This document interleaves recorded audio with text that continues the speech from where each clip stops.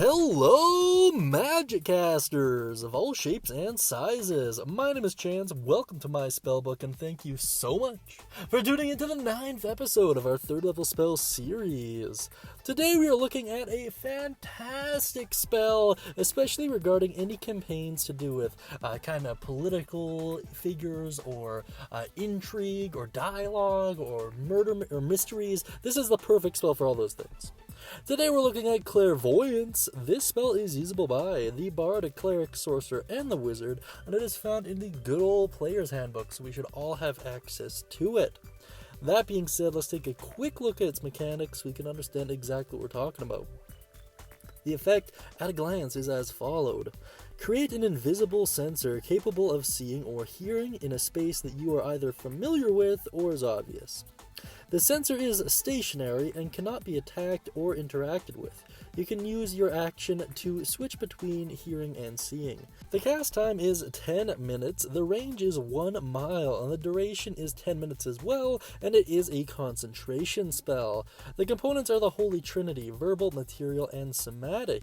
If you're curious about that material component, it is a focus worth at least 100 gold piece, either a jeweled horn for hearing or a glass eye for seeing, which is pretty cool. And the school is Divination. Now let's do a deep dive on the full description here and talk about the spell a little bit more. You create an invisible sensor within range of a location familiar to you, a place you have visited before, or an obvious location that is unfamiliar to you, such as behind a door, around a corner, in a grove of trees. The sensor remains in place for the duration and it can't be attacked or otherwise interacted with. When you cast this spell, you choose either seeing or hearing. You can use the chosen sense through the sensor as if you were in its place. Using your action, you can switch between seeing and hearing. A creature that can see the sensor, such as a creature benefiting from invisibility or truesight, sees a luminous, intangible orb about the size of your fist.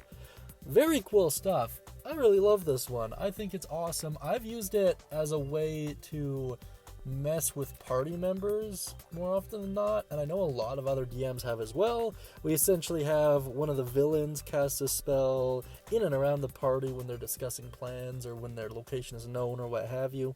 And then the party gets all caught off guard when the evil villain sees them coming and already has plans prepared for them. It's kind of cool, and it also is a subtle way of kind of letting characters know or players know that maybe they should have picked those spells that weren't super combat orientated just so they could avoid situations like this. That being said, I've also seen a lot of players use it creatively. Now let's check out some alternative uses here and I'll get into those. So my favorite use for this is actually mapping areas out. It can be super helpful if you have an idea of what's in the door you're walking into. Needless to say, that's pretty freaking fantastic. Another great way to use this is using it as a way to plan. Those two are kind of connected in more ways than not, but what I mean in particular is if you know exactly what you're going up against, you can better predict and better plan exactly what's going on. And another great way is to spy on people of interest, people like kings, political figures, nobles, people like that. I just think it's fantastic. That being said, if you have any alternative uses, ideas, thoughts, comments, concerns, or stories, please put it down beneath in the comment section. I really do appreciate it. Also, if you like that cool hand-drawn picture of Sips and you'd like your own hand-drawn D&D picture, please check out the Guild Hall of Fame guide with exactly how to do that. That being said, I hope you have a wonderful day, and as always, happy casting.